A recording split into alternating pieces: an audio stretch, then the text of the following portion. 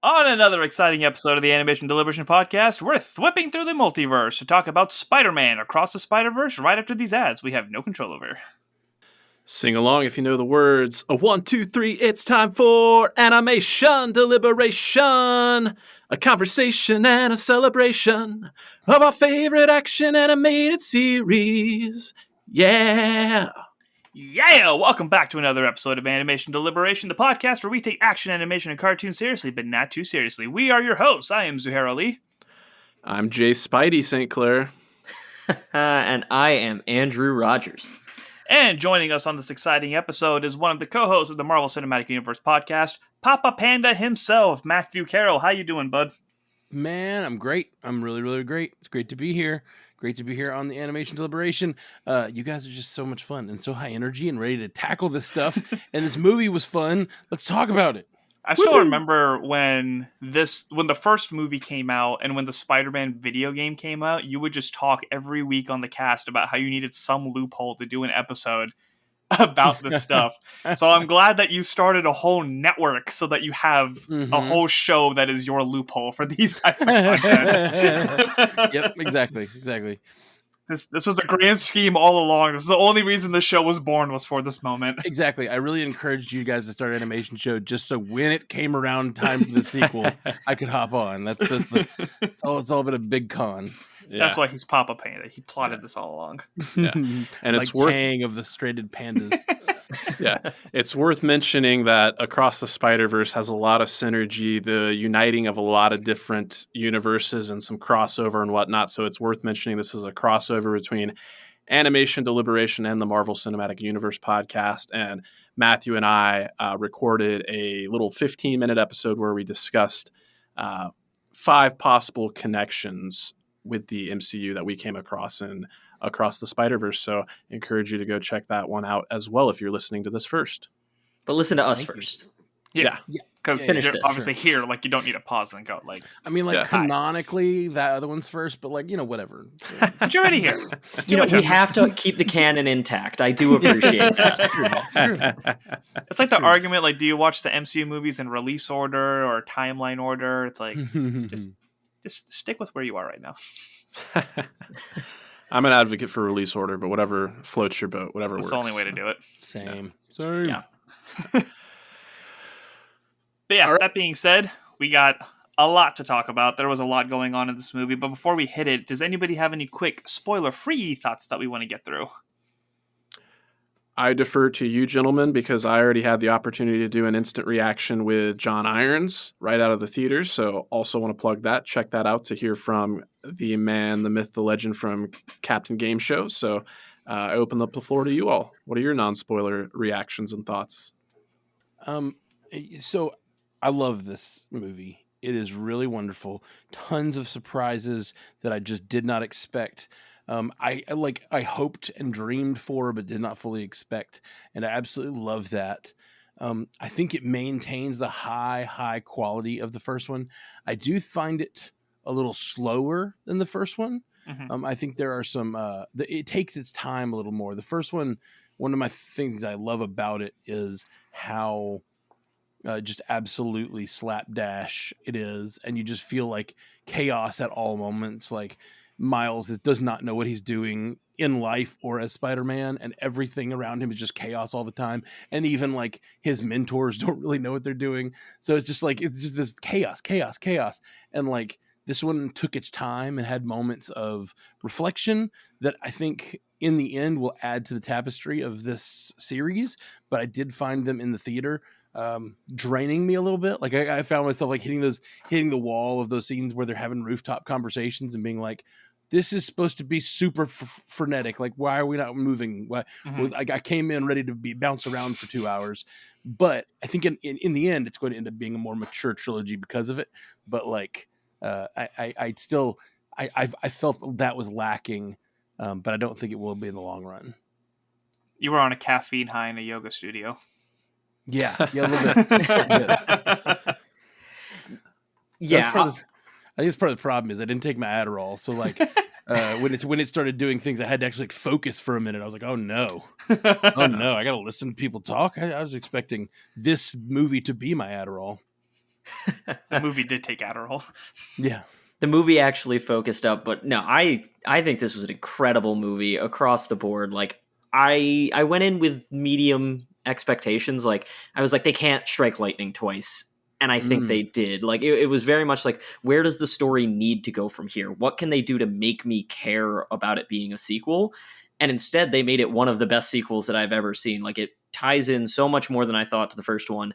And at the end of the day, I think knowing that it's a two-parter was better, because I would have been really sad at the end of like, wait, this is it? We're going to end it here? And like, oh, okay, we know it's coming. And I like what you said. It's a trilogy. It's not just, an individual thing you can watch by itself. You kind of need everything to go with it, but it maintained the charm, it maintained the adventure, and it proved to me that superhero fatigue is not real. We were just, if anyone was feeling it, you were just getting tired of lesser superhero, properties, not the spectacular Spider-Man properties, if you will.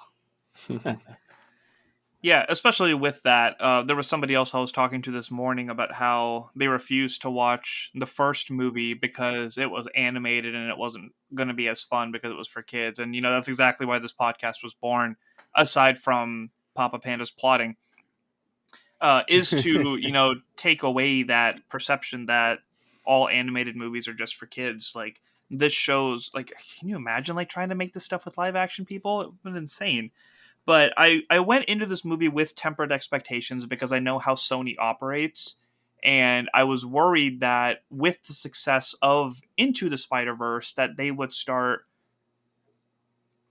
just getting too involved in this and putting things that didn't need to be there, and et cetera, et cetera. But it was the complete opposite. Across the Spider-Verse, the studio stuck to what they were going to do, what they wanted to do, the storytelling that they know that they were good at, and they used Sony to grab what they needed to make that even better.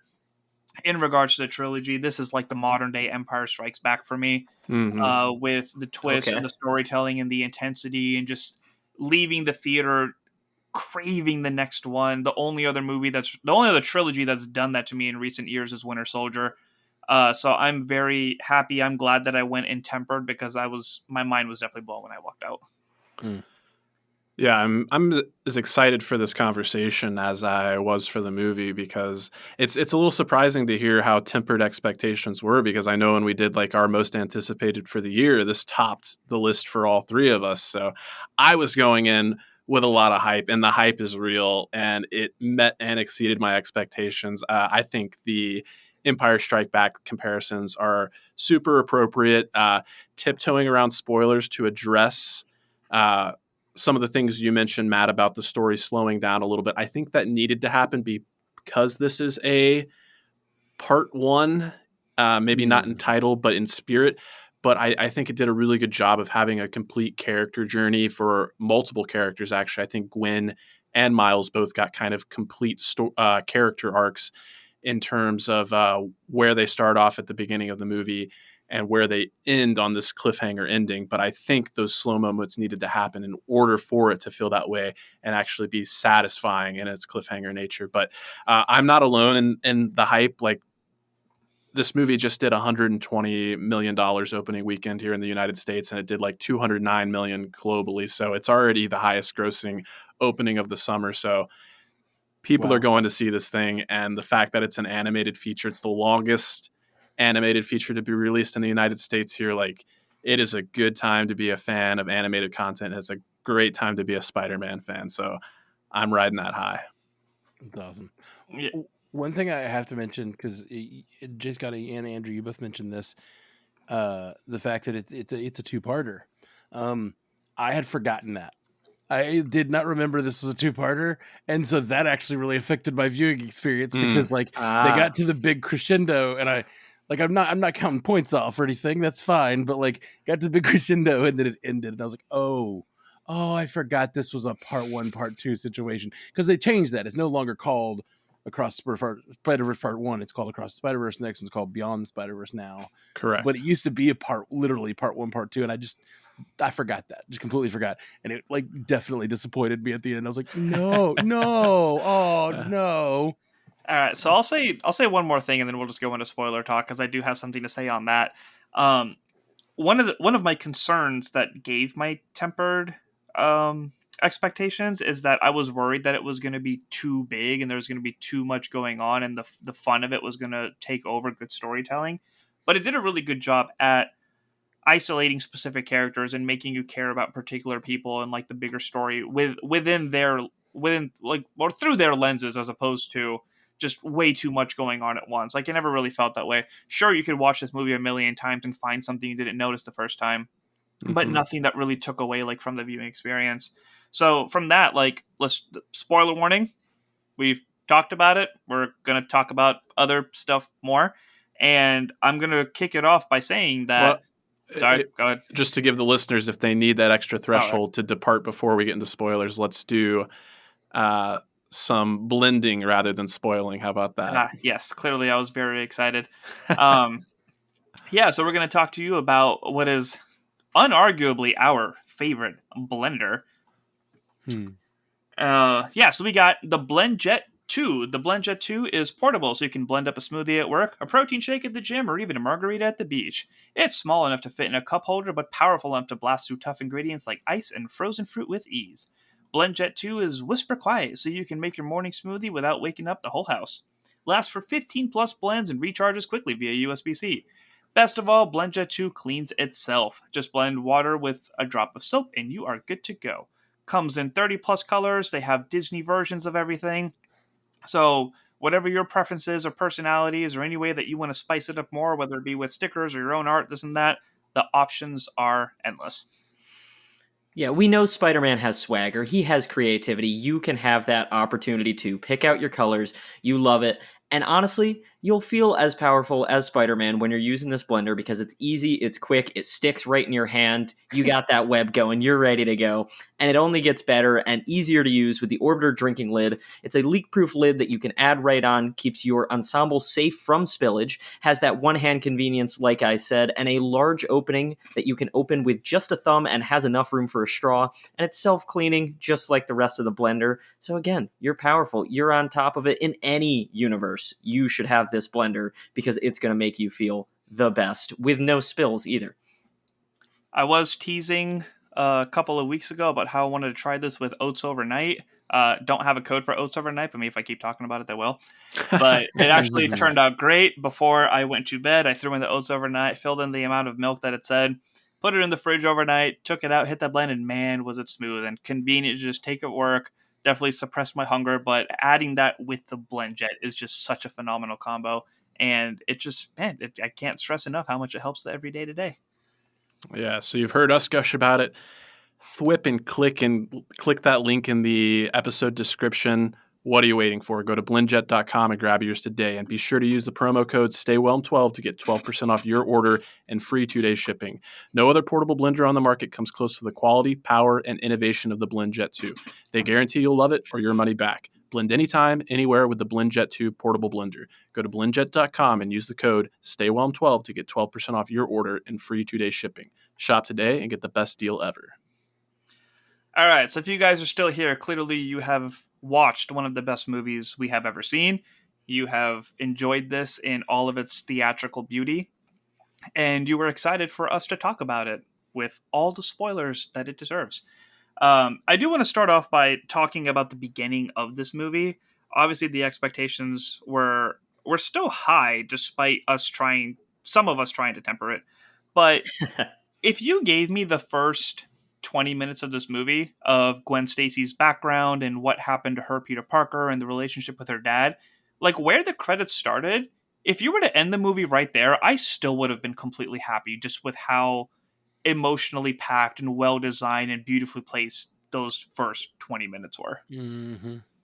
Starting with Gwen was a bold choice. Like, she even said at the start, let's do it a little different this time, as opposed to let's do it one more time. Like, they took it on a left-hand turn that I loved that they kept that a secret. It wasn't in the trailers that Gwen was going to be important. It was like, oh, this is still a Miles movie. But then you sat down and they're like, now we have some more tricks up our sleeve this time. And it just, The one thing, this is a character-driven movie. Like, I was nervous when they said Nick Cage was not coming back and John Mulaney. Like, I'm like, oh, we don't get Spider-Ham, we don't get Spider-Man Noir. You know, who's going to be at the center? They took a step back so we could get more of these characters at the forefront, not just Gwen, but I know we're going to talk about plenty of the other Spider people. But yeah, it was character-driven in so many ways that I was not prepared for and so satisfied with.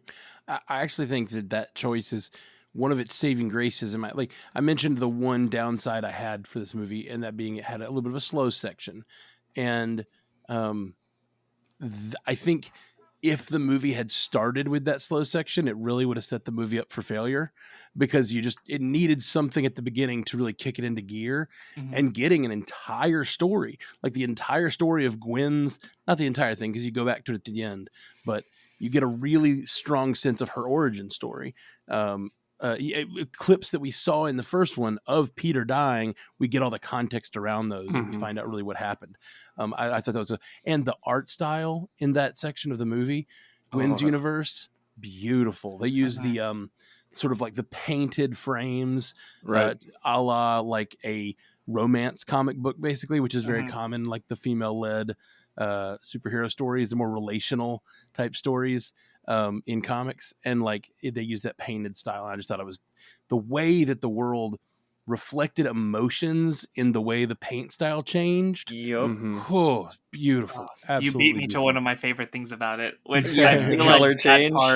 that part is just so underappreciated, especially when she comes back and has that heart-to-heart with her dad.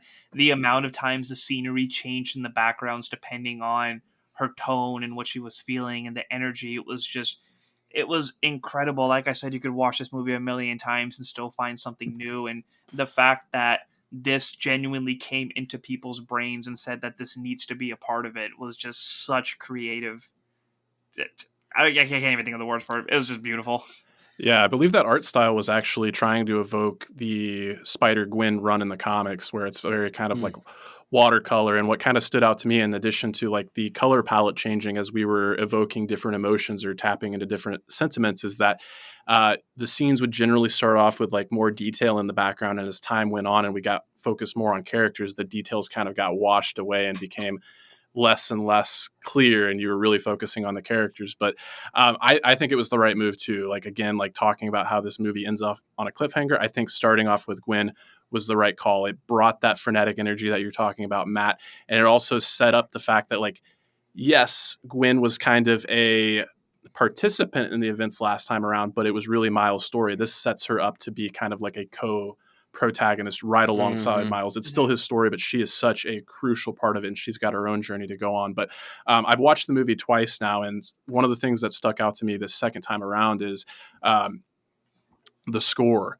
Her theme especially is so awesome. It's like when they have the fight in the museum and it's got her theme going, and then you bring in like these like Renaissance themes as well when you've got that version of the Vulture. Like, it's so cool. It's incredible. And also, like, in addition to just serving her character really well, I think with the sweeping scale of the story and like focusing on the Spider Society, like, I think it makes sense to use her as the conduit, as the introduction to the Spider Society, rather than like starting the movie off with Miles and having to just have that all like feel like catch up, like her catching Miles up. Like, we as the audience already know everything that she knows, and Miles can kind of go along as this like newcomer. We're not necessarily the newcomers in the same sense. And I think that helped give it a lot of energy, because it is a long movie.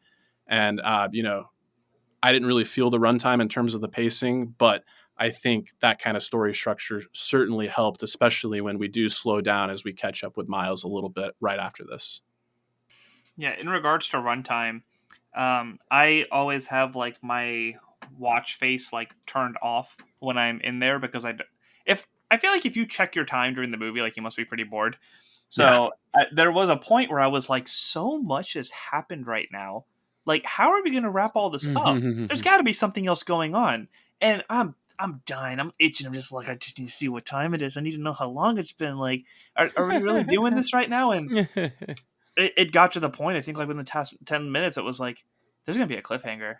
That there's going to be a big reveal and a cliffhanger right now. And when we got that that other version of Miles and what the story was happening, and when we got to see Uncle Eric, and I was like, oh my god, there's going to be another movie. This isn't over yet. Like, I was worried that this was going to be too big, and now I love how big it's getting. This is amazing. This is such a good movie. I was cheering. Like, as it ended, I was like, you guys are doing such a fantastic job saying screw you to anybody who's trying to interfere, and just doing what you want and doing a fantastic job at this. Like, we understand how important source material is, and being able to just sit back, see what works for you, and just let nerds be nerds and have a good time putting this stuff together is really paying off. Between this and Mario and Guardians, and just letting these people create and have fun with it and just be their nerdy selves. I'm loving everything that's happening because of this. Yeah. You saying that this movie was for nerds. They were unabashedly like, if you're not a Spider-Man fan, you're probably not going to enjoy this movie as much as like the rest of us are. But the rest of us got to laugh and cheer and point at 17 different Spider-Men and gasp and just figure all these things out. It was so great. And they, as always, did the attention to detail things, because I had figured out Miles was Prowler like 10 minutes before, because he has the design for the claws in the bedroom when Miles first walks in, and as soon as he's in that's the engineer brain. I saw blueprints on the wall, and I was like, wait, that's a thing, and it was the Prowler glove, and I'm like, this Miles is a villain. That's the big like ticker. Nice. So when that happened, recognizing soccer players, and you're looking at blueprints. Well, if it helps, I had a similar interaction with the movie with Spider-Punk, because throughout the movie he's stealing things that seem random, right? And he's an anti-fascist, and so like see, like, I don't know, there was some part of me that really connected to Spider-Punk because I'm not a musician. Love it. Musician, anti-fascist, like whatever. So he's pulling all this stuff and stealing stuff. And I'm like, no, he's building his own watch. Like, he's setting stuff up. And then later in the movie, he gives like Gwen a cobbled together watch, and I was like, that's where he was like stealing all Miguel's stuff, like it wasn't important. And when I loved that, like, yeah, I love that they do. They gave enough to us to figure things out in this very busy movie. You know, that's so cool. I need him and Rocket Raccoon just in a room together for 10 minutes now. Right? Yeah. I can't wait to get more of him. Like, I loved Spider-Punk so much. Yeah, he was great. Well, we've gushed about this movie a lot already, but I do want to like ask a question. Like, obviously, Matt, it seems like you just answered it with Spider-Punk, but like, who was your favorite like new Spider person we got, or that moment that you were just like, oh my god, they included this Spider person? You guys go first, because I'm gonna go on a tangent. I was about to say, I know where Zuhair is going, so I need to get my words in. I'll leave his to him. Spider-Punk, I was not actually prepared to like him. When he first came on, I was like, what's this guy's deal? It's a little too over the top with the art style. And in like 10 minutes, when he started going, oh no, down with the man, anti-fascist, let's just do it our own way, I was like, oh, I love this guy. And then I didn't realize it until my girlfriend pointed out. She's like, it was when he took off the mask. You saw how handsome he was. I was like, yeah, that was when I fell in love with him, wasn't it? That was the moment that I'm like, dang it, they did it to me. But no, he surprised me, because I thought Zuhair's favorite was going to be my favorite, but I think Spider-Punk may edge out what we saw. But I will say, the honorable mention, Spider Lady, which is she was only in the background for a brief scene. She's the one with the like steampunk mechanical legs. She's one of like the first Spider-Verse comics that they made. It was her. And I love her because she doesn't have as much of the powers, but she built the legs herself in a steampunk world. And she fights a version of the Sinister Six that are all like made from old timey machines. And I love them. So she's my one, like, they put her in. Yes, we got this. Like, hopefully she plays a bigger part, but I don't think she's ever going to be more than just a background point. Yeah.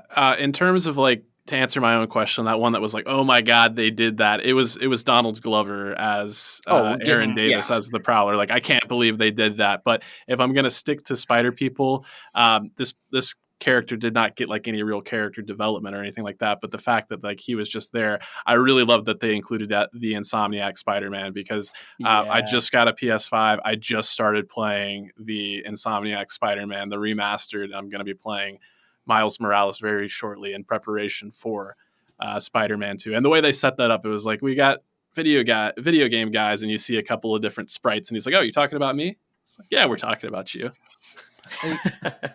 I kind of hated the character, but like I really loved that he was there.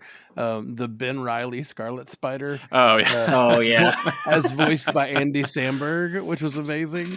You captured in my well-defined musculature. You will not escape. Yeah, that was Andy Samberg. Yeah, that was Andy Samberg. That's awesome. Yeah, it was great. And Jack Quaid was the Peter Parker from Gwen's universe, the one that turned into the lizard. Really? Oh, that's Yeah. cute. That's cute. What's Jack Quaid known for? The Boys. Huey. Oh, okay. He's also is in Star Trek currently as Boimler. Oh, he's got the perfect voice for Spider-Man. And I mean, if we're gonna call it out quick, it was also Daniel Kaluuya as Spider-Punk, which I didn't even realize the whole time because I didn't either. I forget he's British. Like that's his normal voice. My name's Obi. I'm not gonna reveal my secret identity to you. Yeah. Yeah, loved it. Golly. How do you look even cooler without the mask? I don't know, but it worked. I mean, I just loved how his entire aesthetic, like the way his animation style followed him. I agree that it kind of like made the screen almost too busy, but this movie is so busy. Like the screen is so busy all the time that, like you said, that's why you can watch this so many times and like keep getting new things. The little footnotes and stuff, like when the movie opened, like the first thing that happens, I don't know if you guys caught this, there's a little poof of like blue and red with a word in it before the screen comes up. Yes. And I couldn't see what word it was. It was too fast. But like there's all these, did anybody see what that was? Mm-mm. It's in the bottom right-hand corner, and I was like, what was that? And it was gone. It was like one frame. It was like freaking Tyler Durden stuff that they're like sneaking into these movies for me to like find little Easter eggs later. And I was just like, yeah, I thought it was amazing. When you first started bringing that up, I thought you were talking about how it starts the movie off saying that it's approved by the Comic Code Authority, which the first film did as well, which is just a really nice touch as well. Yeah, it is. It really is. The one thing, like, they did the onomatopoeia great. They did the comic panels from the first movie. I didn't think they needed to add anything until we had editor's notes, like actual comics. I'm like, thank you for having clarifying things in the bottom. That was really appreciated. They did a great job. It's great because, like, so often we get these things we see on screen. Like, if you'd seen Insomniac Spider-Man and you'd been like, hey, that looks just like Insomniac Spider-Man, that must be a reference to that. But then, like, we'd have to wait for some producer to tell us the truth. Like, yes, that was definitely, but it's always like this third party to have it on screen and just be like, this is a reference to the 2020 Insomniac game. Like, I just think it's so much fun to be in the theater, having those things confirmed as we're watching them. It's great. Yeah.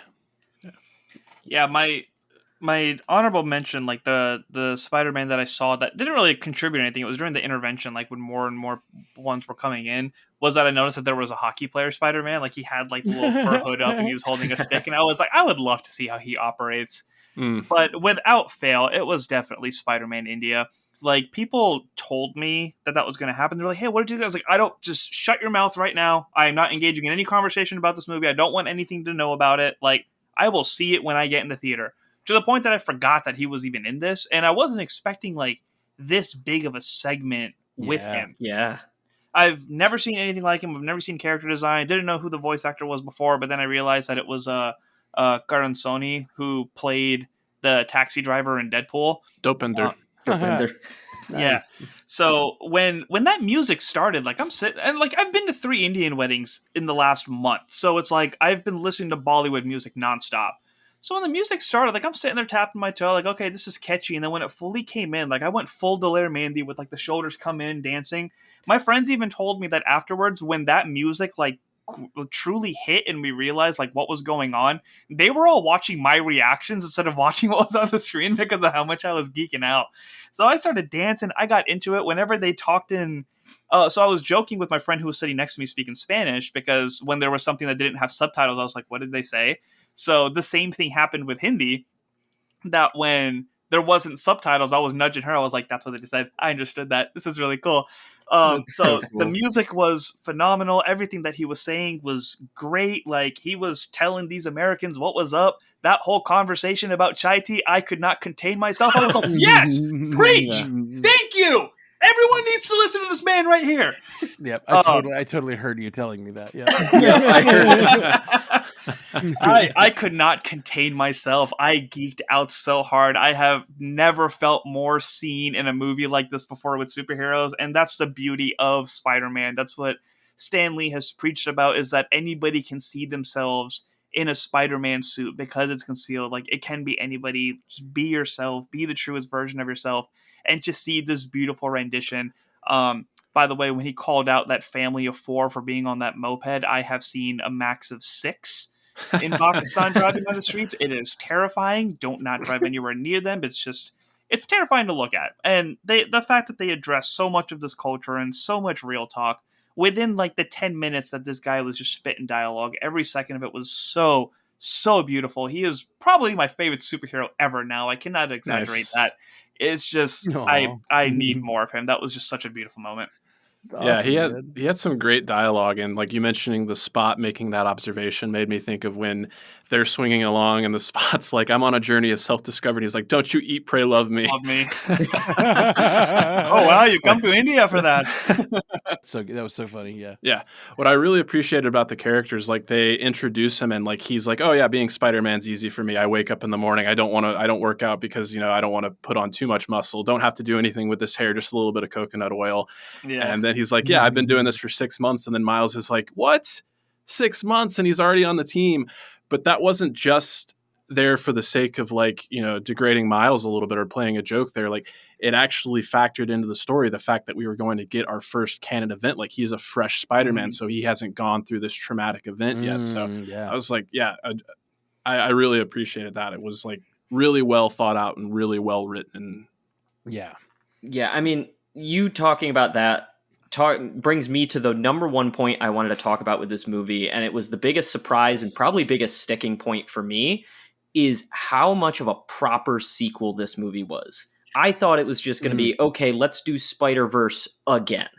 I was not expecting the Spot to be the bagel guy that got hit by the when they threw it in the first movie. Like that guy became famous in memes, like to bring that back. But suddenly you talk about how, oh, he's only been Spider-Man for 6 months, and Miles is like, well, why does he get a watch? Turns out everyone else does, but it was this deep rooted story that they have to have been planning from the beginning. I don't know how they couldn't of, oh, Miles is from another world. He's already a non-canon event, and it's just going to play into this deep, he doesn't belong, and he needs to find where he belongs. And the World 42 mattered, even though it was a throwaway line in the first movie. Like, they dug up so much of the stuff that it felt normal to happen without an answer the first time around.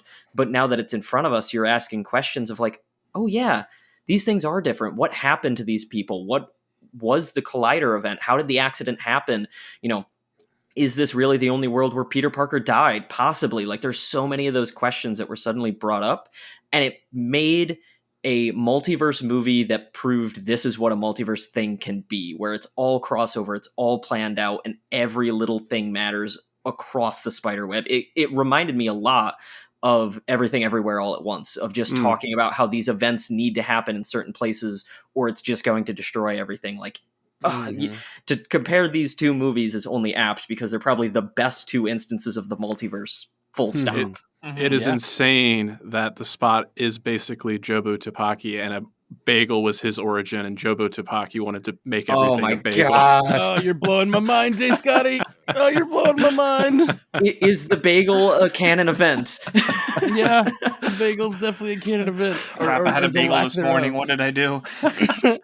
But no, I do think that leads into like a conversation we should definitely have, and I think one of the strengths of this movie is that it really does like offer an interesting commentary and like a meta commentary about the nature of fandom and what canon events are and what canon means to us as fans. And like the first movie I thought was like such a great deconstruction of like the character of Spider-Man and the idea of Spider-Man, and like the fact that anyone can wear the mask, anyone can be Spider-Man, and like everything you brought up there, Andrew, about like Miles being challenged with this fact that like he's the anomaly, like he's the original anomaly, he doesn't belong here. Like I think that's why, like going back to like talking about those slower moments earlier on, like that is the conversation he has on the roof with his mom. Like she makes him promise that like no matter where you go, no matter who you interact with, like know that you are loved and know that you belong. So yeah.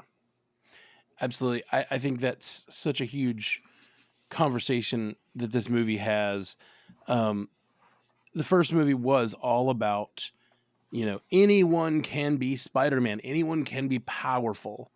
And now this movie sets up, I don't think it finishes this story, but it's setting up, I believe, the idea that like, but no one gets to tell you how to live your life. You know what I mean? Mhm. Like you don't have to be who your parents, his mom, the conversation with his mom. Oh my gosh. It made me, all right, this is Matt crying again. But like, was my family didn't offer me much, money or like status or good home training, like none of that. Like I didn't learn much from my family, if I'm being perfectly honest. But the thing that I learned was the thing that I got from especially my mom was love, just like Mhm. love. And when she has that conversation about, excuse me, It's all right, man. go into the world and like know that you belong there. Yeah. Like have the confidence of like a mother's love. Like I can't be that for you now. I need to learn to step away and not be that. But that's what I've been training you for your whole life. By Mhm. loving you and telling you how you can be anything, I have been preparing you to be in the world and belong in it. And that is just that's my mom did that for us. And like Yeah. and is just it meant a ton to me to hear that conversation. It was so good. Yeah, I can relate to that in the sense that like from a deep Indian Pakistani culture, like I've been considered a failure in many ways. Like I live too far away from our place of prayer. I became a photographer instead of becoming a doctor or an engineer. I'm 30 and still not married yet, and my mom is always the one that's like, if that's what you want to do, then you got to do what you need for that. And she's always been like my backbone and my support system and everything. So I 100% understand where it's like, it's not always a situation, but moms just have a magic way of making it work. Absolutely. Yeah, parents are the most they are the real superheroes. They're the most powerful people in so many of our lives, and they empower what we do. And I feel like it's been a great theme, not to take away from Spider-Verse or these comments, but just in superhero movies of late. We've gotten so many family themes, and I absolutely have loved it. You have this, you have Miss Marvel, we're going to have Blue Beetle, where it's like they're not keeping their identity a secret because they want their family to give them that power. Aunt May even knew about Peter in this recent Spider-Man, and it's just, God, every one of those movies I've listed off has made me cry because parents just do the best work. They make us into the heroes we are. Yeah. And that's the thing is like that first movie was, Miles learning to be a Spider-Man and like learning to there was a lot of him as student in the first movie. Sure. Like from his family, from his teachers, from all the other Spider-Men training him to be one. But like this is about him like doing the thing we all have to do when we get a certain age and deciding to make our own decisions, that even if they're against what our parents say, what our other Spider-Men say. Okay, analogy breaks down, but that sort of thing. No, I don't think the analogy breaks down fully. And I was just like teasing that we don't have Spider-Man. Sorry. no, it's a beautiful No, conversation. Absolutely beautiful conversation. It's why I think the movie strikes such a chord. In addition to all the bombastic, shout out to the bombastic Bagman who had a small visual cameo there, but all the frenetic and bombastic action we get. There's just this through line of emotional resonance, and that's what makes it work. And like thinking about that message that Miles' mom gave him, and it's what he gets to say. It's like when he's on the rocket going to the moon and Miguel's coming after him and like laying into him, and like even Gwen and Peter say like, hey, this is not what we discussed. Like you're going a little too intense. And he's like, who do you think you are really? And everyone's telling me who I have to be. And like, that's your canon.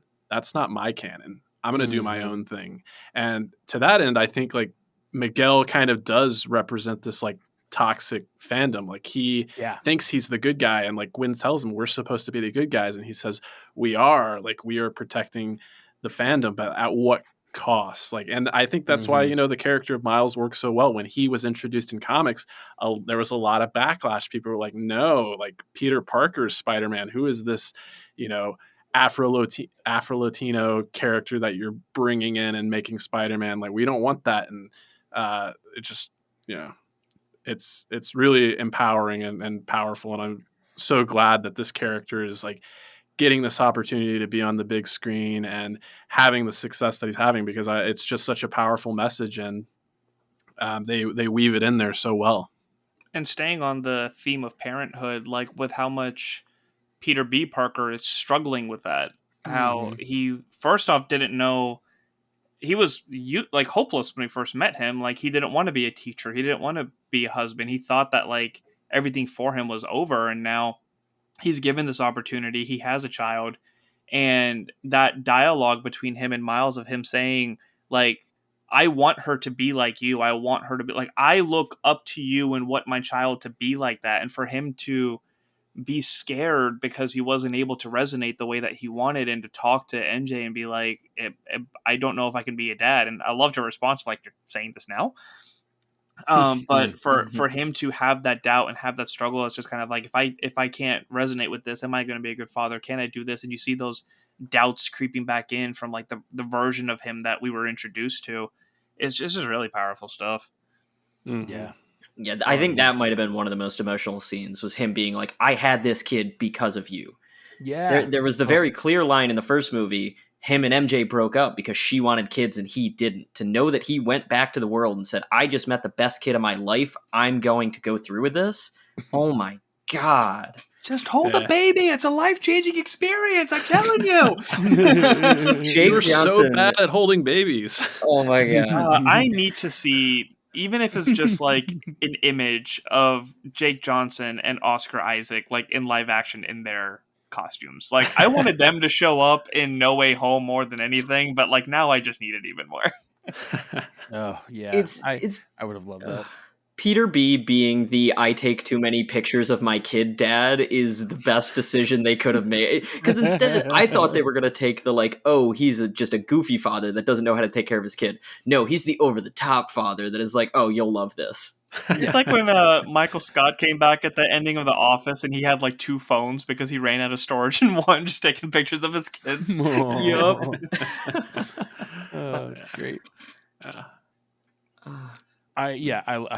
So good. Peter B. Parker.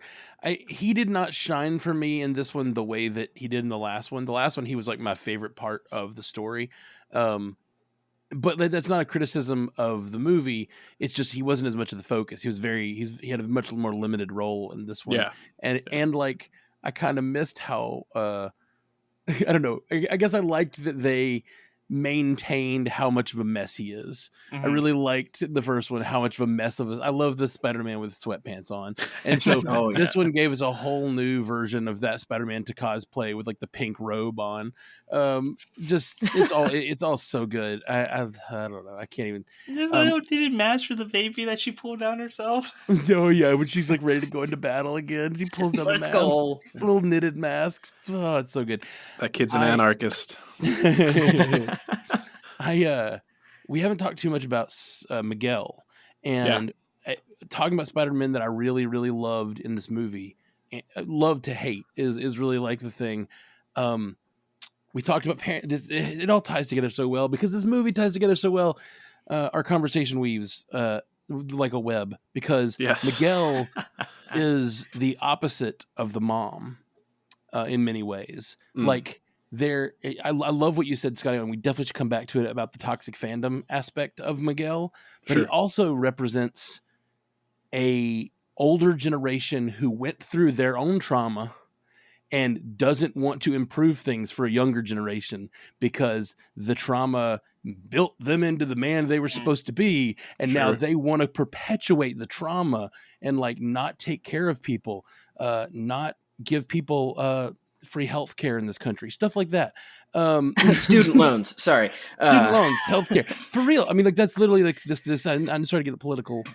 We don't do that much on Stranded Panda, but like there is this like sense of I did the thing my way. The boomer psychology of like I did the thing. I struggled through. Now you get to struggle too. Instead of looking at him and going like, I want to help you. I want to help the next generation to be supported. They think support is somehow going to, or like fixing the timeline is somehow going to break society apart. Like literally that's what the movie is about. And like, it's not, it's just, that's not the case. And like supporting people and letting people make their own decisions, letting people have their own path, their own way is not a destruction to society. And I think, not only is that resonant on that like very personal level, but then like you mentioned, Jay Scotty, it's resonant in this like, what is a Spider-Man movie? Like, what is a Thor movie? What is a Hulk movie? We have this discussion every time there's a new version of it. We have this discussion, and as fans, we have to like, well, I didn't like this Superman because he did this. I didn't like this Batman because he did this. This Batman killed. This Superman was a creeper who was stalking Lois with his X-ray vision. Some weird things happen. But like we all get to judge these movies, and I really enjoyed the idea of like the creators of this movie are saying like, no, Spider-Man can be whatever we want him to be, and like the changes we make can be their own form of creativity, and like Miles' father doesn't have to die. Now the question is that true? And like there's the setup of like, what if the canon event doesn't happen and then his universe falls apart? What's the answer to that? You know, like what is the solution? Because we saw a universe falling apart. Well, we talked a little bit about possible like MCU connections, and we know Secret Wars is coming. So incursions and universes collapsing. Maybe this is all what does it mean when a Spider-Man misses a canon event and the world starts collapsing? Is that because in all versions of the MCU, which this is all the same multiverse now, so we have to like figure out how these rules work. When a timeline is pruned, which is kind of what that was happening, it had to be the TVA to do it. So in other words, it was Kang doing it. So like in this version, is there some third party that is not Miguel? Is it Kang? Could it be someone else? Like Miguel's a contractor. Yeah. Well, Miguel has his own purposes that he thinks, like the TVA is doing the thing they think they have to do to protect the sacred timeline, but there's someone at the top lying to them. What if all of this ties together in a similar way? Miguel's been protecting the Spider-Verse, but there's someone above him who's really pulling the shots, like making him think that he has to do this. You know what I mean? I don't know. It could also be the other way of like him protecting the Spider-Verse outside the MCU, so they never cross, like some other entity that is saying, this is my own sacred timeline over here. I've been able to keep this hidden away from Kang, or something like that. Absolutely. And that's when they finally come together. Yeah. But I will say there's one thing. Yeah, Spider Kang. There's one that's great, actually. I gotta pause on that. That's actually lovely. Like if they brought in, we've been doing Kangs for 2 or 3 years at that point. Well, I guess only one more year away is this movie, but the end of the movie is a Kang, but it's a spider version of Kang. We got Lego Spider-Man. Well, like Spider Kang really isn't that far-fetched. I'll spin off of Spider Kang, because I was thinking like with all these like Spider-Verse proceedings, the character that's central to the Spider-Verse that we haven't seen yet is Madam Web. And there was the rumor about Kang being gender swapped. What if Spider Kang is Madam Web pulling the strings of the web? Absolutely, just man. weaving that web herself. But there's one thing that has been bugging me since early in the movie that I have not been able to come up with a good answer in my head, and I think it's something that'll be paid off in the second film. Was Miguel, the moment where Miguel went to bite the Vulture's neck? He has some ulterior motive that they just didn't ever go back to. There's some vampire shit going on there. Yeah, they acknowledge he's a vampire. They call him a vampire ninja, Yeah, like they acknowledge it, and he's because there's the great joke of, wait, a vampire good guy? What's that like? Morbius. But like, I feel like that is some other underlying plot point of like, is he doing this to gain something, not just protect? Like, is he getting more powerful? Are there the vampires or the monsters or something that want to rise up, and there's some other thing going on, because it felt like a very big moment and no one else got bit during the movie. Like, I expected it to come back. Well, we've seen, characters like the Ancient One who drew her power from the dark dimension, drew power from other dimensions. What if something about multiversal, like, what are they called? Sorry. What about Variants? Variants, but they call them in the movie like anomalies. Sorry. Oh, sure. What if these like multiversal anomalies are like coming into different universes, and somehow the blood of from the different like if he's a vampire and he does drink blood from time to time, maybe he only drinks blood of the baddies. Okay, I don't know enough about Spider-Man 2099, but if he's biting, maybe he gets different like source of power by biting people from different multiverses or something. What if he can stop glitching if he consumes the blood? So suddenly he can become a multiversal villain that doesn't have to be bound to any one universe anymore. Yeah, absolutely. That's the fuel source of the watches. Yeah, exactly. It could be that could be what's something the watches. That gets pretty dark for a Spider-Verse 3 if there's like a weird multiversal blood bank. Yeah. Well, I mean, they did acknowledge like, there was the go home machine that reads your DNA to figure out where you're from. I mean, DNA is in blood. Like, it could just be some, like, maybe he's stealing hairs, but instead he gets corrupt and steals blood after a while. Like, it could be some tie together. Yeah. I hate to pivot away from Miguel because I think this is all fascinating. I think there's a lot to learn about his character, but this talk about like this multiversal villain with unbridled power just made me think of the Spot again. And I think while the Spot himself, like his journey kind of like was one of the biggest cliffhangers, I think again, his relationship with Miles is what helped me feel like this part one was still a cohesive story, because again, it's this story of like Spider-Man and his hubris a little bit, like not taking a villain all that seriously, like calling him a villain of the week. And that is what actually motivates him to like become more powerful. Like he's pretty goofy like earlier on, and Jason Schwartzman is like great as the voice. Like, please let me rob you. Please don't make this a bad experience for me. And then there at the end, like he is truly terrifying when he undergoes that visual like transformation where he looks more like a Van Gogh painting with all these like swirling dark energies. Like, and Miles like tells him like, I'm sorry that I called you a villain of the week. Like, you're a great villain. Like, you're scaring the shit out of me right now. Like, please stop. And the way that his tone changes, like, you're gonna regret this, and then just boom. Yeah, it's so freaking good, guys. So do we all just want to go watch this movie again? Because that's where I'm at right this moment. Yeah, it's like, for sure. There's more details to pick up on out there somewhere. Yeah. Look for beyond this episode of this podcast, the sequel to this episode. Do we know when that film is coming out? It's currently slated for March 29th. Of 24? 24, yes. Oh. Like 8-10 months from now. It's crazy. I'm glad you made us wait, 5 years just to have both of them set and ready to go? Yeah. I hope so. That would be ideal, honestly. Yeah. It's like, hey, if you're going to take that long, might as well finish it all at once. Well, and the good thing is, it being an animated property, there's probably not any writing left to be done. I would imagine so. Yeah. Like most... That came out in 2018. Unless Feige gets his fingers on it. Then there might be some things that have to change. They might need to change something for like, to fit in Kang or something, which would be amazing. I would be down.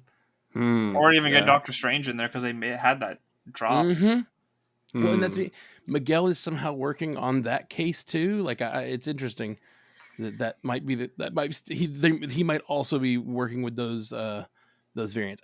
Well, he did say that those anomalies are popping up because of that still, which we know. Adrian Toomes randomly popped into another universe at the end of at the end of No Way Home. Morbius. Yeah, at the end of Morbius, but after No Way Home, Adrian Toomes just ended up in another universe. So like, at least that Sony is fixing that canon. Like, we were all like, that's stupid, but now we know that like that movie made me so mad. It made me so mad that like weird thing, but it felt like they were only doing it to make that leap happen, and so they could use Adrian Toomes in a movie, which is what they were doing. But I mean, we're having the same canon conversation we just said we probably shouldn't have, though, of like, that's not how the character works. yeah, well, it's just like not how that spell works. See, like I don't okay. think that like it's bad to have a conversation about a movie and whether it like it it follows its own rules. That's like the biggest thing for me. A movie needs to follow its own rules. I apologize. I misinterpreted. No. I thought you were in the camp of people who's like, that's not how the Vulture would act. He doesn't hate Spider-Man. It's like, but he could hate Spider-Man. There's a lot of people that argue that side of it, that it's like, I don't like that Adrian Toomes wants to kill Spider-Man now. I agree. The spell is stupid. The spell doesn't make sense. Well, like the fact that the spell happened and then like the spell did one thing in Spider-Man No Way Home and then they just randomly also threw Toomes into another universe at the end of Morbius. It was just like, okay, that's weird. But and then drew in Venom just to make him disappear again. Yeah. I mean, to be the devil's advocate here, like Doctor Strange mentioned how unstable the spell had become at that point. So who knows what the lasting ramifications are, especially outside of like the established universe there and the reaching multiverse. I guess anybody that knew Peter Parker was Spider-Man might have been quantumly entangled. I know this isn't the Marvels, but that's the word that's coming into mind. And maybe, as the spell became more and more unstable, they could have gotten shot off to, whichever universe. But, I don't know why I'm defending Morbius because... Well, I agree with you completely that that's how it could work. And now that they've done it in this movie, it makes me much more comfortable. It like post hoc makes the Adrian Toomes thing make sense, which I love. Sure. Because now I'm like, okay, well, I guess the spell does work that way, and we just didn't know it. And that Adrian Toomes was just the first glimpse of it that we saw. Yeah, there is also like this movie mentions that there's all the weird things happening because of Kingpin's collider. That could also have been the event that moved Toomes. Was just like, true. Kingpin's whole experiment, not even the spell. That's a great point. Yeah. Yeah, that's definitely a good point. Yeah. But the whole Sony of it all and like thinking about Amy Pascal and Avi Arad and like how they've been with the Spider-Man franchise for so long, like speaking to this movie's success and Sony kind of wanting to run with this success. Like they've been trying to do these Spider-Man spin-off movies for a long time to varying degrees of success, but we did get the news that like a spin-off Spider-Woman movie is in development. And then there's been a lot of buzz about Miles making the transition to live action, which I think is incredibly exciting. But the fact that it's Avi Arad and Amy Pascal kind of at the forefront, I'm like, you pipe down a little bit. Just let Lord and Miller, let them handle it, please. Yeah, give them Spider-Man and put them in Feige's pocket. Like that's what I want to see happen. For sure. And we had that announcement this week that they're talking about a live action teasing, I think is the way a lot of the articles are saying, a live action version of Spider-Man, Miles Morales. And given that this movie says he's the only one of him in the multiverse, doesn't it basically say that? He's the one Miles Morales because he's the one where he wasn't supposed to happen. He's an anomaly, right? I suppose there could be another anomaly that happens later or whatever, but what do you think the likelihood or the possibility that this version of Miles Morales is the one we get in live action later?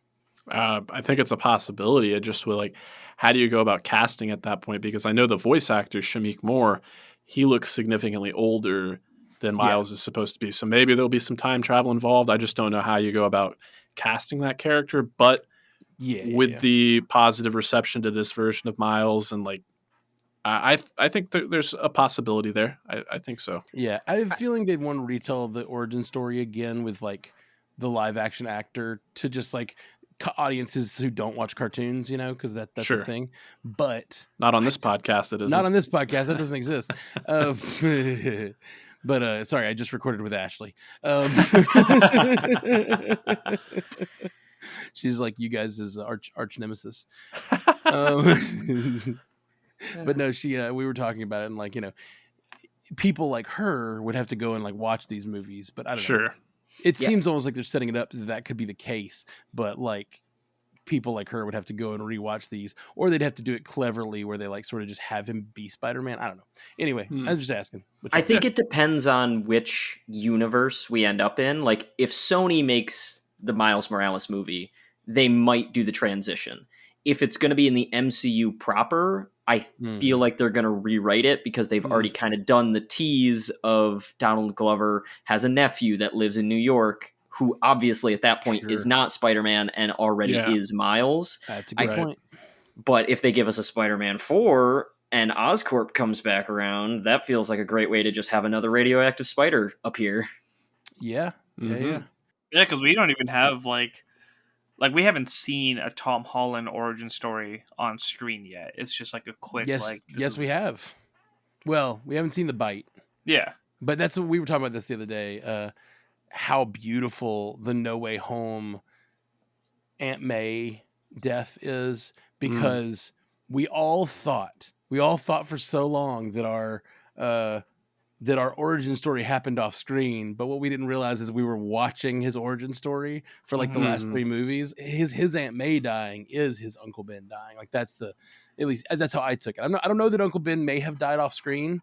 They never say for sure, but I think they allude to it in Spider-Man they say Homecoming all that sure. stuff with your Uncle Ben. They don't say like what happened. Okay. And he is using like his uncle's suitcase. So like you get the idea that his uncle might have died. We don't know if it was because he was Spider-Man. We don't know if it was because of a wrestling match or whatever. Like we don't know too much about it. Sure. Yeah, I think at the beginning of Far From Home, he said something along the lines of like, we've lost people, which is obviously a very big term.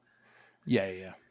Yeah, and in Civil War, like Tony asks him, like, "Why do you do what you do? Like, tell me, like, what do you get out of this?" And he's like, "Because when you have the power to do things and you don't do them, it's kind of your fault." Like, which is basically with great power comes great responsibility. But he doesn't say it.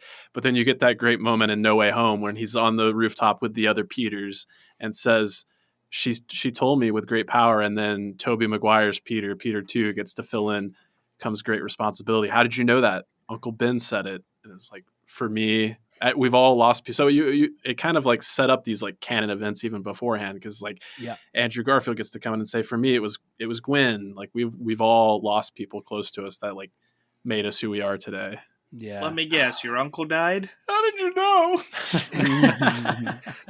I can't, man, this is making me like tear up so much thinking about all these movies with these freaking great mother storylines and multiverse. Like why and like it's funny because even the movie we all think of when we say the word multiverse of madness, is DS Mom, as we all joke, because it's about it like the evil version of the mother in that movie.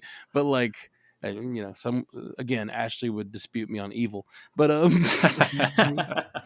but no, it's just funny how much moms and the multiverse are tied together in these like in Everything Everywhere All at Once. Sure, this movie, No Way Home, and DS Mom in a very different way. But that's I always took that moment, like he says the thing about in Civil War about when you can do the things I can do and you don't, and people get hurt, it's your fault. Yeah, and we always assumed that was a lesson he'd learned from his Uncle Ben passing. But what like I've realized, like I think is also a possibility now, is that like that's just who his mom is, and like his mom taught him that from being his mom, you know. And then like when she says with great power comes great responsibility, as she's actually dying, it's like, oh man, it's like stories about his mom. It's so good. Yeah, even in opposite franchise, we got Flash coming out next week, and the whole Flashpoint paradox is Barry goes back in time to save his mom. Good call. Good call. Yep. Oh man, this is weird. Yeah. I'm gonna kind of take away from that heartfelt moment because it must be too real for me. It must be getting me in the feels. So I'm gonna use deflection. That's my coping strategy here. But when you were talking about May, and I thought about how Peter in the MCU especially refers to her as May instead of Aunt May, and it made me think of the joke with Miles' parents, like. I've never liked Genki. He calls me by my first name, and then when you get introduced to Gwen, she's just like, "Oh, you must be Rio." She's like calling me by my first name. I don't love that. And then Jefferson, it's like, "Surely you must mean Lieutenant Morales." Soon to be Captain Morales. Oh man. Yeah. So based off of that, like, there's so many drops of foreshadowing that come up in this movie, those little things. It's like soon to be captain, and then you realize like the captain status is like a big thing. It leads to these canon events and whatnot. And one that I'm kind of gonna ring back to is what was a comical scene for Miles to only have a B in Spanish and him getting so much trouble for that. I love that this other variation of Miles that we're getting he embraces more of his Hispanic side. Like he has more of the accent. He says Miles Morales.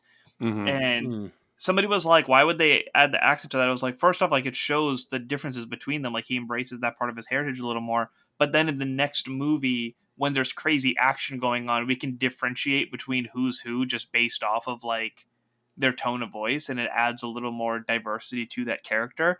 So there's just so much of just like these little things that we think don't matter too much that just end up being like a big part of the overall story.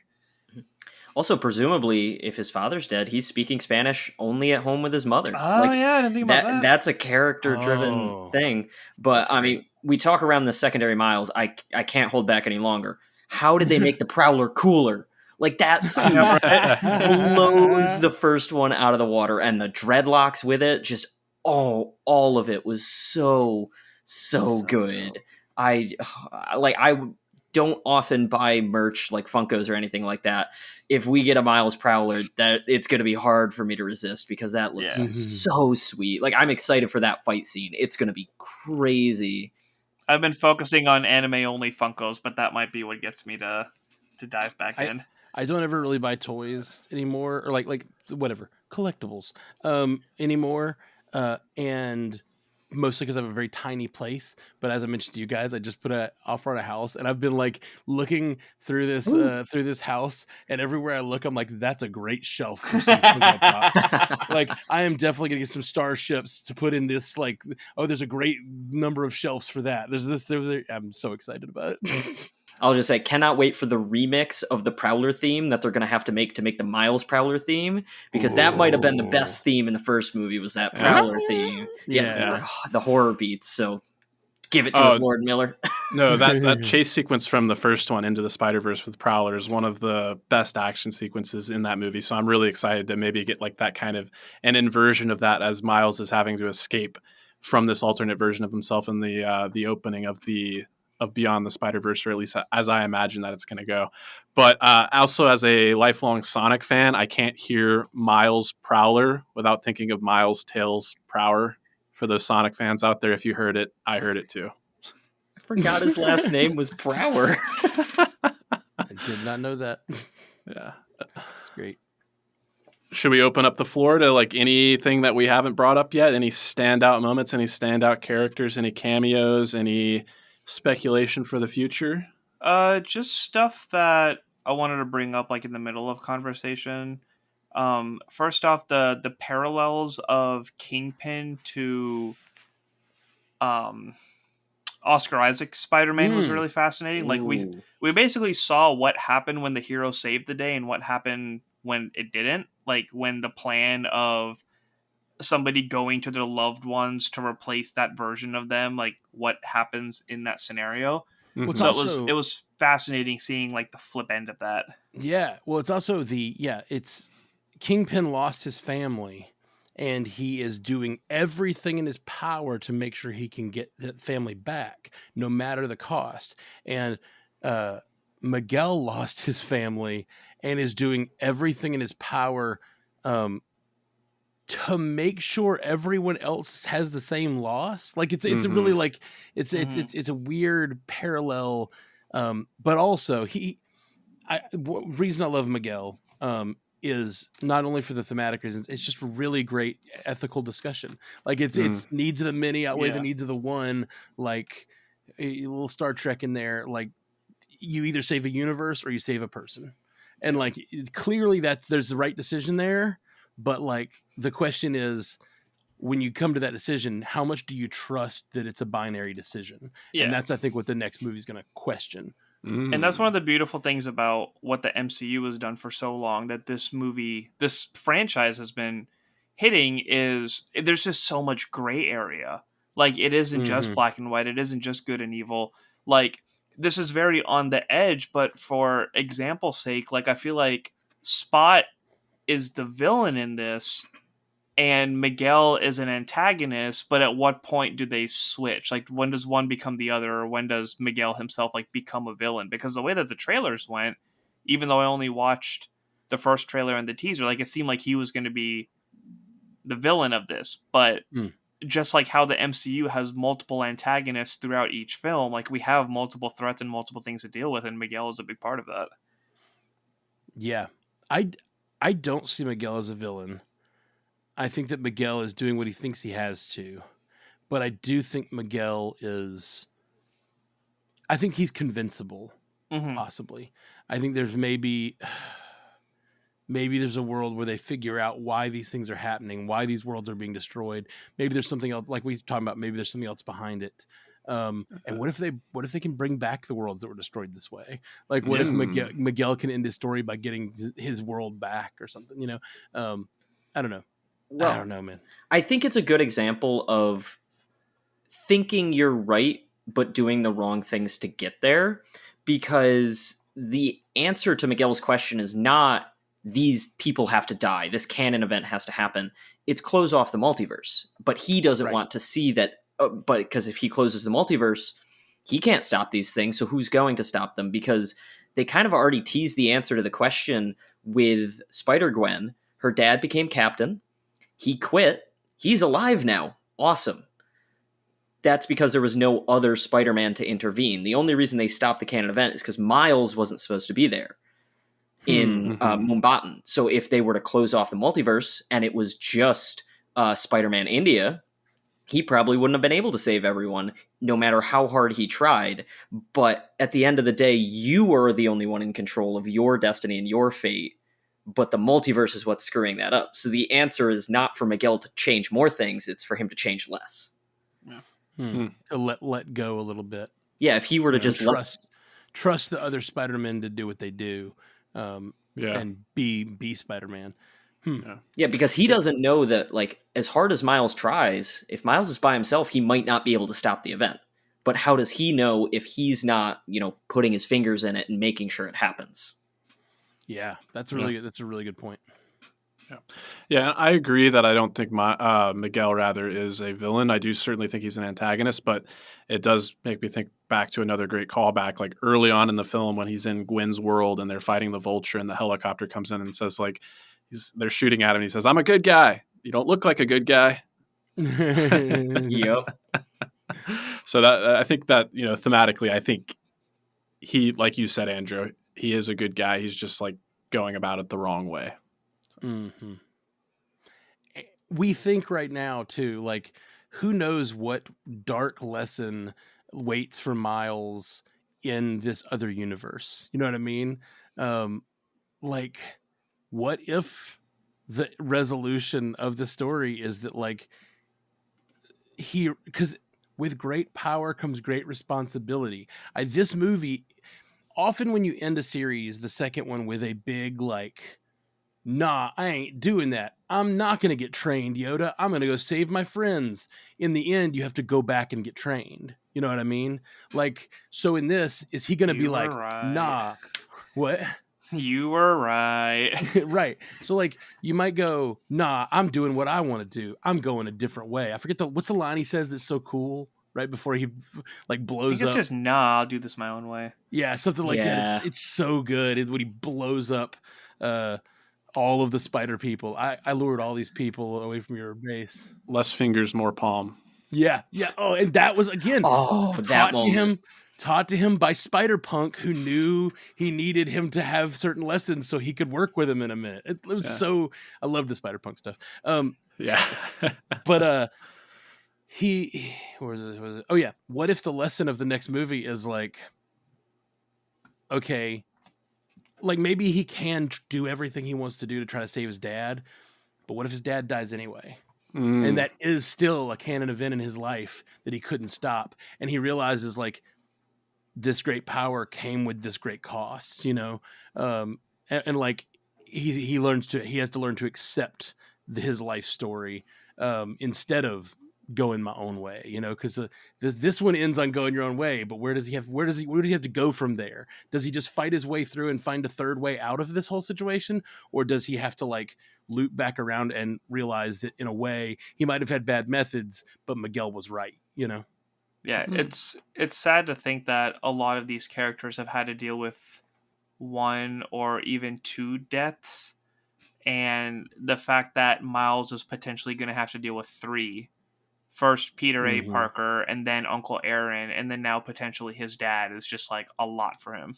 Yeah, and he's gonna have to deal with the mirror universe, the darkest timeline, where his father died already, and it like I think that's gonna be a big like hard lesson to learn through like living in the world that he lost his father, and not only was there no did Spider-Man die, but there was never a Spider-Man. So because that was Earth 42. Yeah, exactly. Yep.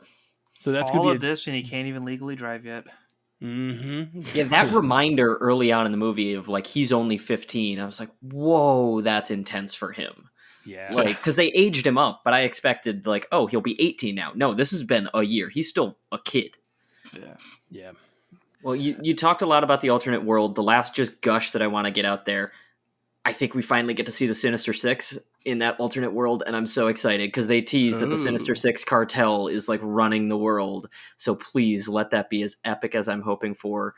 Yeah. And that also reminds me of the other point. Apparently, a canon event is that J.K. Simmons exists in every single world. Because the fact that he voiced the character in all of the worlds is the funniest thing to me. It's so good. I mean, it goes back to freaking Homecoming, or was it? Which one was it where he appeared? Is the second one at the end of Far From Home? Correct. Far From Home. When he appeared in that, and it just blew all of our minds and blew open the idea of the multiverse to us. That was one of the first. That was the first big multiversal thing we saw, where it was like, oh, it's all tied together. Oh my gosh! And then like to have it in here as just ubiquitous was amazing. Yeah, it does beg the question though. In a world where Spider-Man never existed, who does J. Jonah Jameson rail against? Like, who is the target of his ire? Ooh, that's a good question. Probably Osborn. Or is he just like a tool of the Sinister Six? I don't know. Like, is he like maybe he's like up there being like, the Sinister Six cartel has a bad rep. That's a pretty good J.K. Simmons. J. Jonah Jameson. That's pretty good. Thanks. Yeah, with the Spider-Man video game definitely set a really high bar for the Sinister Six. So I'm excited to see like what they were able to do with them. Yeah. Do you think who's part of it? Yeah. Do you think there's a world where J. Jonah Jameson is either a villain or Spider-Man? Like, does that exist somewhere? In the grand calculus of the multiverse, it has to be out there somewhere. He's that version of Spider-Man that actually has 6 arms. He hates himself. He's super self-deprecating. Now I really, exactly. I really want that. That's a really funny idea. If a multiversal, we visited J. Jonah Jameson Spider-Man. So I'm fuzzy on the details. I remember the movie ends with him tied up and seeing the mirror Miles, Wiles, if you will, like Wario Miles.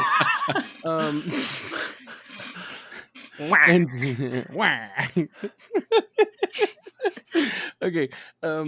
So, but right before that, we get the scene where they put his team together. Or was that Gwen that brought the team together? Yeah, Gwen brings the team together. Gwen putting brings the team together. That's right. He wasn't there. So Spider-Man Miles does not know yet that the team has been put together and is coming to help. Yeah. And while we didn't get vocal performances from Nick Cage or John Mulaney, Spider-Man Noir and Spider-Ham were present, which I'm very, very excited about. Just Spider-Punk talking to Noir is just going to be a moment. Like, who played the horse Spider-Man? Taron Killam. Yeah, the web slinger. Yeah, who is Taron Killam? I'm not. He was on SNL. He's married to Colby Smulders, actually. Okay. Yeah. No, I thought that might be Nick Cage. Nick Cage at one point. Like I couldn't tell the voice, and I was like, "Is that Nick on Cage?" the count of 3, we shoot. 1, 2. You didn't wait for 3. He was one of my favorite Spider-Men. He was pretty great. Why is the horse wearing a mask? The horse has a secret identity too. That's a line directly from comics, if I'm not mistaken. Like, I think I've seen the screenshot where people are like, "But why?" He's like, "Because the horse needs to have a secret identity." Yeah. How did y'all react with the T-Rex spider? Because my theater flipped out. We were just laughing so hard. Yeah. Yeah. The fact that it said Was not ready for T-Whip that. instead of Thwip, T-Whip. Oh, that did was it great. really? Yeah. Oh my gosh. Oh, I another just- one that I really liked was the tech person spider bite, but it was Oh, yeah. BYTE. Mhm. Yeah. It's like the Ready Player One spider person. Yeah. Yeah. That was awesome. Golly, man, this movie is great. Yeah, and speaking of spider bite, I do want to talk about how cool the sequence was of that spider coming down and like webbing them back into their DNA origin. Just the look of that was just so creepy, but so fascinating at the same time. It definitely made me like everything about that just prison vibe just made me very uncomfortable in a really good creative way. Sweet. Well, I know we've gone kind of long here, but I know we got at least one piece of feedback that I am pulling up now. Yeah, I knew we were going to have some things to say about this movie. I don't think I expected us to be an hour and a half worth of excited, but That's about where I thought. I mean, while you pull that up, bring up the last thing that I wanted to just quickly come back to was Matt. You were talking about how like we didn't get as much of Peter B. Parker and we got a lot of Gwen, and I feel like that was like the perfect swap because of how important Peter was in the first one. Like we got little inklings of what Gwen's origin story was and how they reacted and their relationship and stuff. So being able to build more on that and see more of her home and her family and her issues and stuff. She's such a powerful character, and even the opening of her just being lost in her music because she doesn't know how to like express her problems and then storming out because of the depression and the anxiety and everything that she's holding in because the situation that she's in and losing two of her best friends and all of that like that inner turmoil just hit so freaking hard, and that's why I feel like if that first 20 minutes was the whole movie I still would have been content.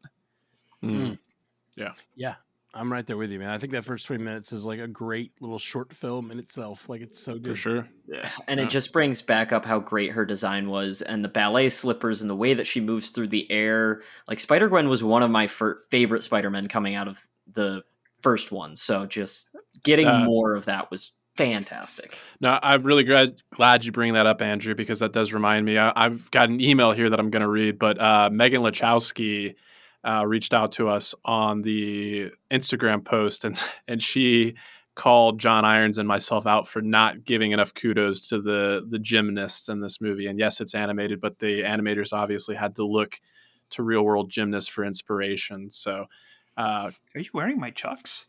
Yeah, kudos to all the gymnasts that made like this is an animated over the top, unrealistic in some ways, but I do feel like the movement and the fluidity is like grounded in a lot in some realism. So for sure.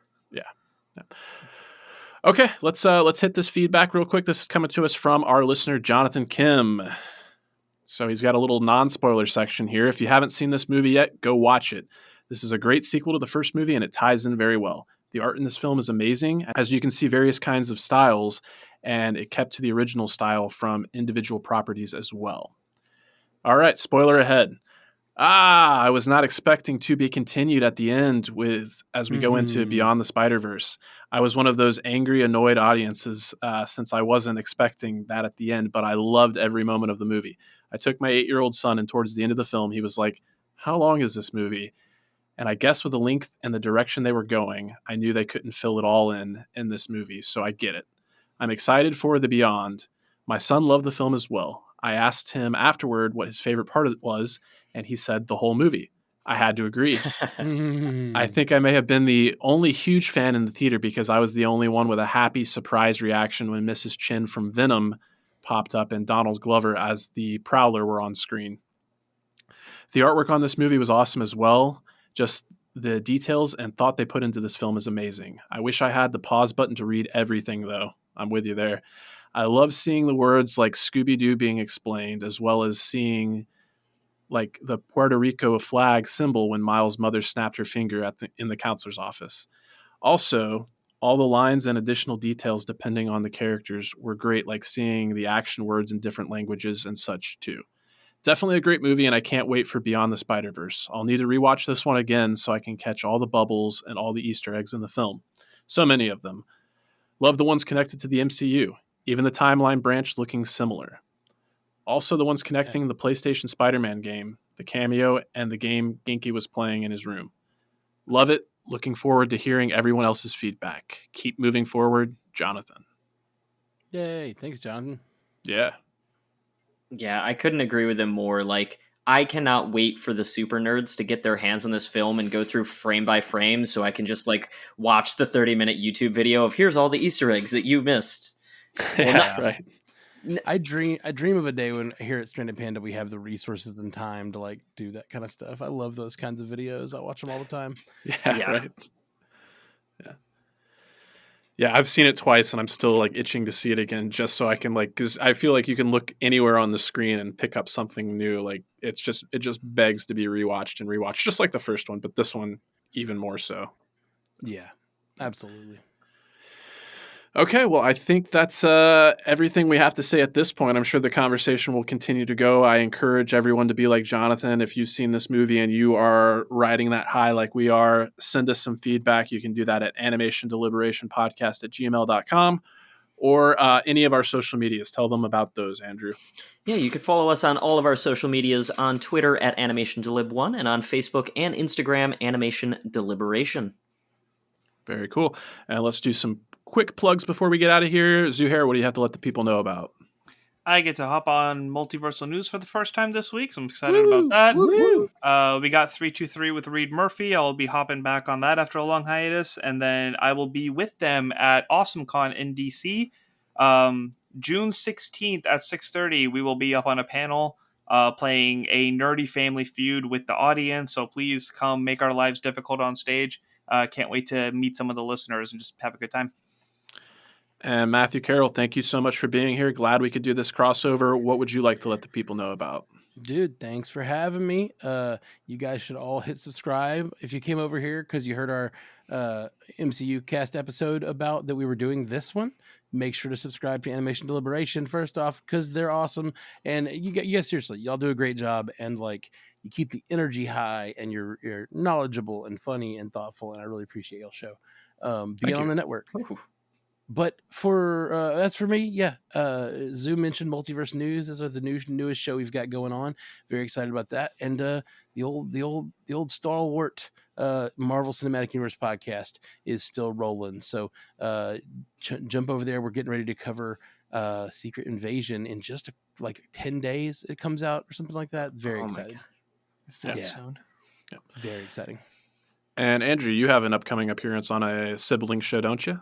Yes, I do. The month of June is just busier than I can remember. The number of movies and TV shows is insane, but unfortunately I have to betray and fall on my own dagger that I love, jumping over to the Source Pages podcast to talk about my favorite sets of comics, DC.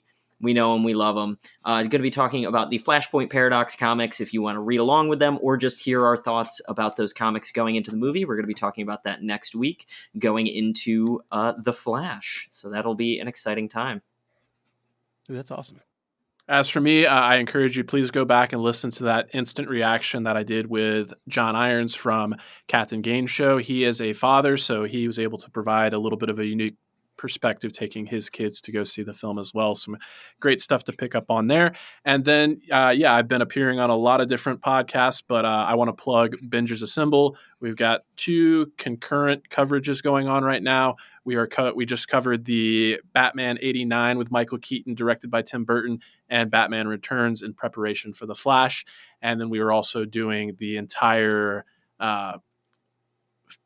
saga of the Mission Impossible movies in preparation for Dead Reckoning Part 1. So great time to be a fan of all this stuff and check it all out. I really appreciate you listening and keep tuning in. That's TOONIN. And as always, stay whelmed. Until the next Spider-Verse, muscle. Thank you for listening to the Animation Deliberation Podcast, a proud member of the Stranded Panda Network. If you would like to contact us, you can email animationdeliberationpodcast@gmail.com or follow us on Twitter @animationdelib1. For this and other great shows, you can visit strandedpanda.com or join the great community that is the Stranded Panda Chat Facebook group at facebook.com/groups/spchat. Tune in next time, and remember, stay whelmed.